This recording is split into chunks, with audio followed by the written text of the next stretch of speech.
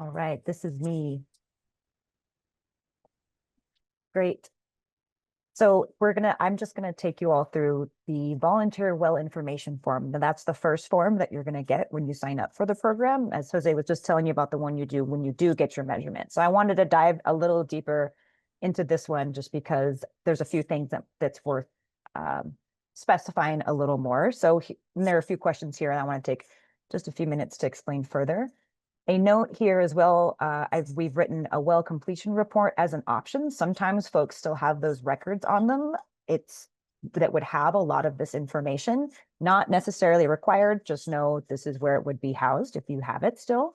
And another add as well, if you have your own monitoring equipment or method in which you have done this previously, you can absolutely still participate. You just have to mark on the form that you are using your own. So that's great. We're glad you're doing that. And um, can utilize your data in that way to keep getting some good information. So go ahead to the next slide and I'll dive in a little deeper into the first point. So the form is going to ask you to get your well's GPS coordinates. So simply you just open Google Maps, enter your address, and then you're going to right click the place or area on that map. You'll see like a pop-up window and your latitude and longitude is in a decimal format. You can kind of see that at the bottom of the screen. That's the pop-up.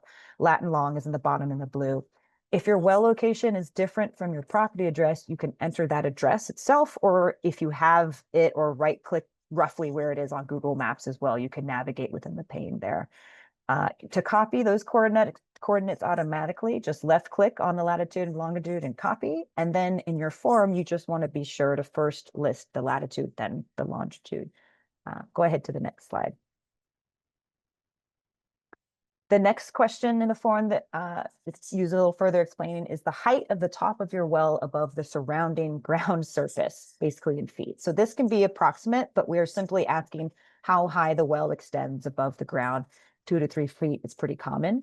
Ideally, the well owner can just go out with a measuring tape and measure the distance from the ground to the top of the well. It's pretty important because we want to know the elevation, i.e. in feet above the mean sea level of the point where you'll be collecting measurements from. So if we have a latitude and longitude for the well, we can plug that into a sort of digital elevation model to get the elevation of the ground surface at that location. Then we just need to add the height of the well to get an approximate top of casing elevation. Next up, you'll be asked for screened intervals. So a well screened interval is the part of the well casing that has perforations or screens that allow groundwater to freely enter the well while keeping rock fragments out. So it's kind of a bit of a hard diagram to see, but just going to walk you through basically what it's looking like under the ground there. The screened interval of a well is the sum of multiple well segments, such as the screen, the blank casing, filter pack. The length of the screen interval is used in calculations to represent the portion of the aquifer that the well can draw from. So this information might be in the paper you have, like I mentioned, the well completion report, maybe a maintenance report that you have at home or related to your well permit records.